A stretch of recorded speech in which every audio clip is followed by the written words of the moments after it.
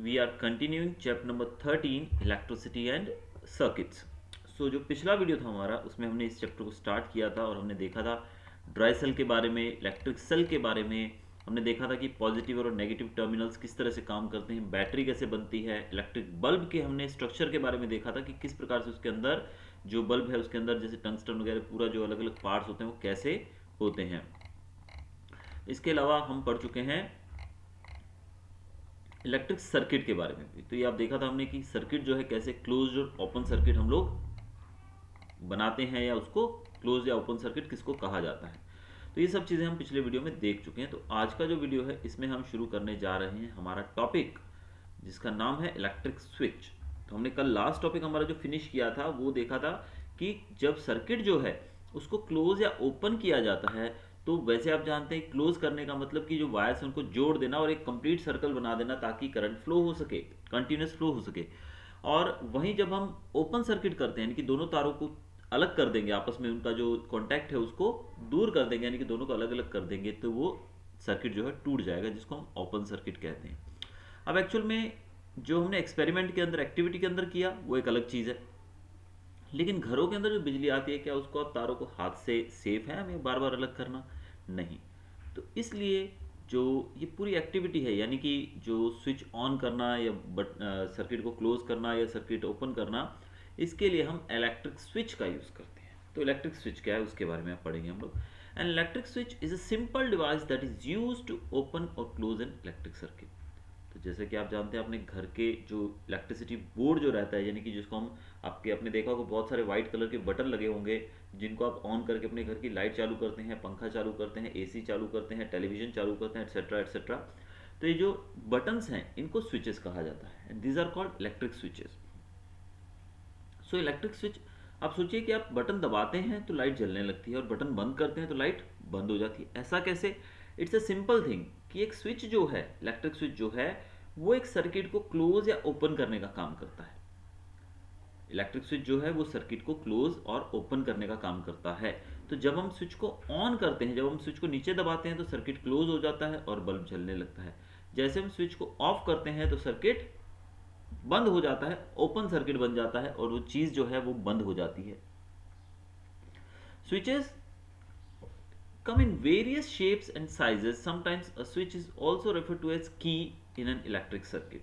अब एक्चुअल में स्विचेस आजकल तो बहुत तरह के डिज़ाइनर, बहुत बहुत अच्छी अच्छी तरह के डिफरेंट डिफरेंट शेप्स में आ गए हैं, लेकिन कभी कभी हम स्विचेस जो है सर्किट के अंदर, जब हम इलेक्ट्रिक सर्किट के अंदर स्विच का यूज़ करते हैं तो उसको हम की का नाम भी देते हैं। तो जैसे कि आप यहाँ देख सकते हैं कि ये स्विच है। इस डायग्राम को अगर आप देखेंगे ध्यान से तो आपको पता लग जाएगा।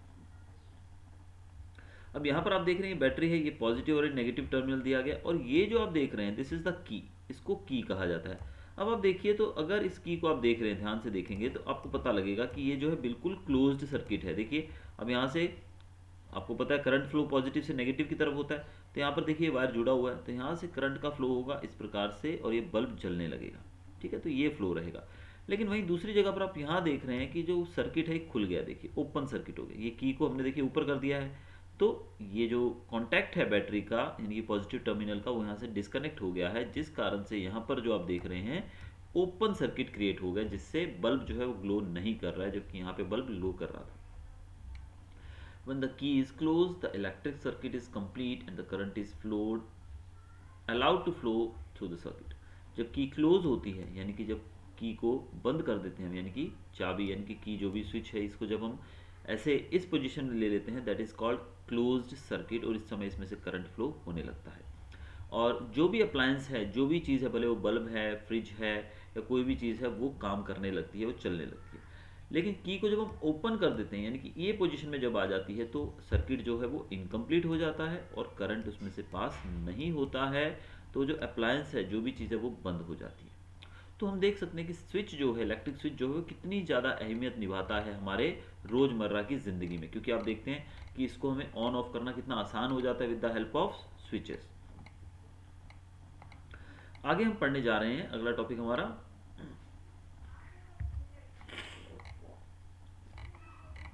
How does an electric torch work. अब जो टॉर्च रहती है वो कैसे काम करती है, ये हमारा अगला टॉपिक है। तो चलिए देख लेते हैं। Examine the interior of a torch. It has two or three cells placed in such a way that the positive end of one touches the negative end of the other cell. The cells are in series. These cells are the source of electric current. They are in series. They are connected through a switch to a small bulb. The negative terminal of the cell presses against the spring at the base of the torch. The positive terminal of the cell press against the metal tip at the base of the bulb. There are three metal strips: metal strip A, metal strip B, and metal strip C in the spring. Metal strip B and C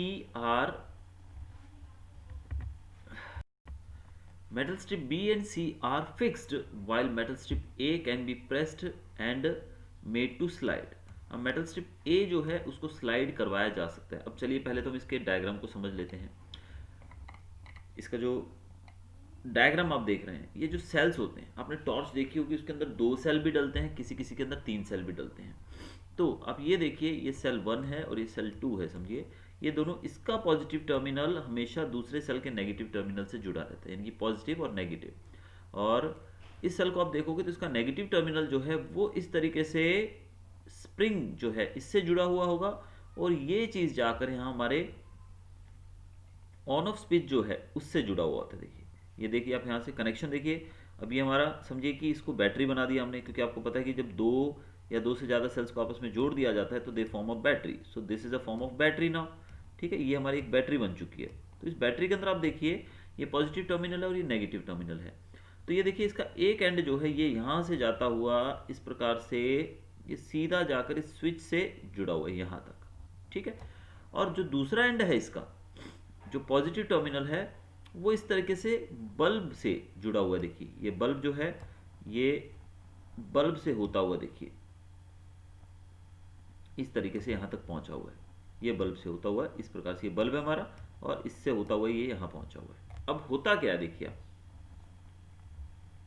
यहाँ पर, आप 3 strips के बारे में बात की गई है, जो कि आपको स्ट्रिप्स में तीनों दिखाता हूँ. यहाँ पर metal strip A, metal strip B और मेटल स्ट्रिप C. ये 3 मेटल स्ट्रिप्स को नाम दिया गया इन लोगों ने.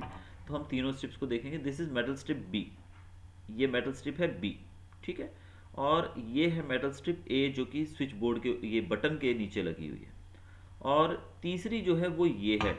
इसको मैं रब करके आपको एक बार फिर से दिखाता हूँ कि किस प्रकार से ये दिया गया है. अब ध्यान से इसको देख लीजिए ताकि आपको पिक्चर क्लियर हो जाए. ये देखिए, भी ये मेटल स्ट्रिप C है, ये यहाँ से ये जो आ रही है C है. उसके बाद B जो है वो बल्ब के पास है, और A जो है वो इस तरफ आप देख सकते हैं. तो होता यूं है, जब इस स्विच को हम आगे की तरफ प्रेस करते हैं, जब इस स्विच को हम आगे स्लाइड करते हैं, आपने देखा होगा टॉर्च में स्लाइडिंग बटन होता है, इसको आगे स्लाइड करेंगे तो ये दोनों कांटेक्ट में आ जाएंगे, यानी कि यहाँ पर इन दोनों का कांटेक्ट हो जाएगा. यानी कि इस पॉइंट पर जो आप देख रहे हैं, ये सर्किट जो है ओपन है, लेकिन जब आप इसको आगे स्लाइड करोगे तो ये सर्किट कंप्लीट हो जाएगा और ये बल्ब जलने लगेगा. जैसे आप इसको पीछे की तरफ प्रेस करेंगे तो सर्किट खुल जाएगा, ओपन सर्किट हो जाएगा और बल्ब जलना बंद हो जाएगा. तो इस प्रकार से ये काम करती है. When the switch is pushed to the on position, the metal strip A is pushed towards forward so that it touches B and C, and the circuit is completed, which causes the bulb to glow. When the switch is pushed to off position, the contact between metal strip A and B is broken and the circuit is incomplete. The current does not flow through the circuit and the bulb does not glow. तो obviously जो चीज़ मैंने आपको बताई वही चीज़ यहाँ लिखी हुई है कि जब आप इसको आगे फॉरवर्ड की तरफ फॉरवर्ड करेंगे, यानी कि आगे स्लाइड करेंगे, तो यहाँ पर कनेक्ट हो जाएगा और इस कारण से सर्किट ही पूरा हो जाएगा. और पूरा सर्किट होने की वजह से बल्ब चलने लगेगा. और अगर आप पीछे कर देंगे इसको, बल्ब स्विच को, तो ये बल्ब बंद हो जाएगा, सर्किट टूट जाएगा. तो इस प्रकार से टॉर्च जो रहती है वो काम करती है. बहुत ही ईजी आसान तरीका. अगर आपने टॉर्च को इस प्रकार के आपके पास हो जिसको आप खोल के देख सकें, तो आप देखेंगे तो बहुत ही एक सिंपल, इसके अंदर कुछ भी ज़्यादा मशीनरी नहीं होती. It's very simple thing. आगे हमारा topic electric conductors and insulators. अब कंडक्टर्स और इंसुलेटर्स के बारे में इन्होंने एक एक्टिविटी यहाँ पर बताई है जैसे करके. अब यहाँ पर ये तीनों एक्टिविटीज़ में क्या इन्होंने दिया है, मैं ये एक्टिविटी नहीं कराऊंगा, आपको कंटिन्यू कर रहे हैं. The materials that allow electric current to pass through them are called conductors of electricity. Simple चीज़ है इसमें, जो मटेरियल अपने अंदर से इलेक्ट्रिसिटी को पास होने दें उनको कहा जाता है कंडक्टर्स ऑफ इलेक्ट्रिसिटी। और मेटल्स जो हैं वो कंडक्टर होते हैं अच्छे। फॉर एग्जांपल हम एक सिंपल सी चीज़ देखते हैं, आपने देखा होगा कि जो टेस्टर्स आते हैं या जिसको हम पेचकस कहते हैं, गुजराती में हम डिसमिस कहते हैं, या स्क्रू ड्राइवर कहते हैं जिसको हिंदी में इंग्लिश में हम लोग, तो जब स्क्रू ड्राइवर वगैरह होता है जिसको टेस्टर कहा जाता है, जो बिजली के काम में उपयोग किया जाता है, उसका आगे का जो टिप रहता है वो मेटल का रहता है। तो वो मेटेलिक टिप को आप कहीं भी छू कर कहीं भी उसको छुआ सकते हैं, लेकिन बैक साइड जो उसकी रहती है वो एक डिफरेंट मटेरियल होता है, बैकेलाइट और something that kind of material. और आप देखते हैं कि उसमें करंट नहीं आता है। आपने देखा होगा जो क्या बोलते हैं उसको, प्लायर बोलते हैं, प्लास कहते हैं, प्लायर जो रहता है उसके भी जो हत्थे होते हैं, हैंडल जिससे आप पकड़ते हो वायर वगैरह को, उसके ऊपर एक रबर चढ़ी होती है।